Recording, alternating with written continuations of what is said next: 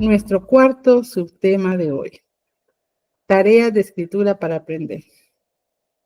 Sin duda, la escritura es una estrategia fundamental para aprender, para organizar el pensamiento y desarrollar habilidades cognitivas complejas. Para lograr que la escritura se convierta en un proceso efectivo de aprendizaje, es importante enseñarles que escribir es un proceso, no solo es el texto final, sino que lleva varias etapas y que cada aspecto de esas etapas es importante. Es importante escribir borradores y otras áreas.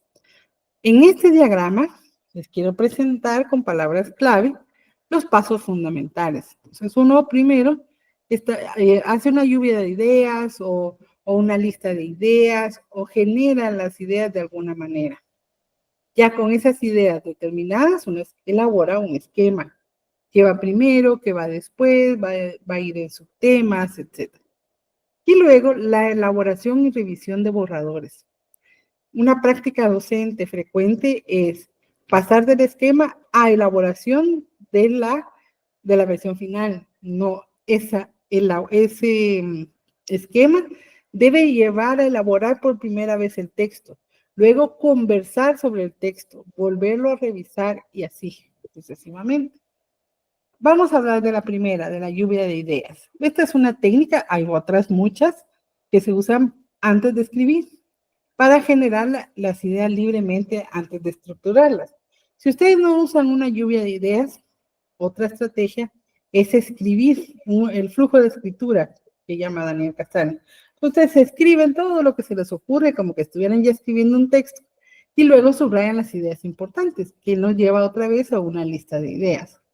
Se puede hacer en forma individual o grupal, oralmente o por escrito. Independientemente de eso, ¿para qué lo hacemos? Para activar nuestros conocimientos previos y fomentar la participación y creatividad y el pensamiento divergente. Permite que los estudiantes se sientan parte activa del proceso de escritura y les ayuda a conectar con el tema y con sus propias experiencias. Ahora, este es un proceso que no siempre se sigue, el de la lluvia de ideas. Siempre les pedimos, escriban una carta y no les decimos cómo, o no vivimos el proceso con ellos. Bueno, ¿y qué quieren de esa carta? ¿Qué quieren decir? ¿Para qué la están mandando? Bueno, reflexionar sobre todo eso y escribir una lista de todo lo que quieren decir es el primer paso. Luego, ya tienen establecido todo lo que quieren decir, una lluvia de ideas, aunque no necesariamente todas las ideas van a pasar al texto, viene la elaboración del esquema. Y esto básicamente es para jerarquizar las ideas.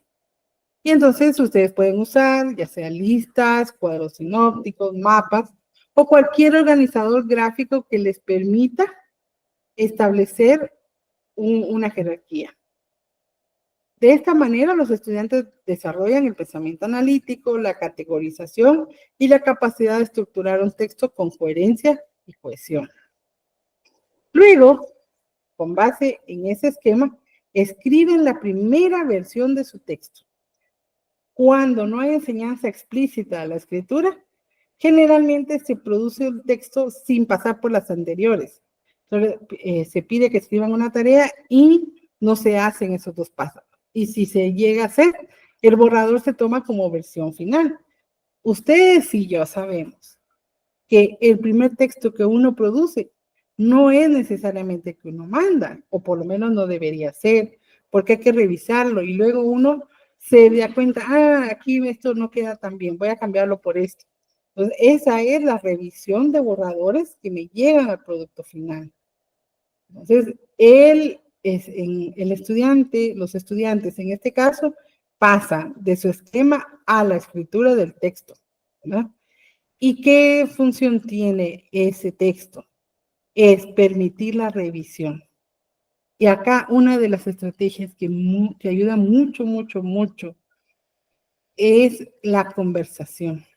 La conversación sobre el texto. El maestro o la maestra se acercan, les preguntan de qué trata, los estudiantes le dicen, va dando pequeñas sugerencias. y también va felicitando por aquellos aspectos que están bien. Esto es especialmente importante ahora que los estudiantes tienen recursos para producir los textos.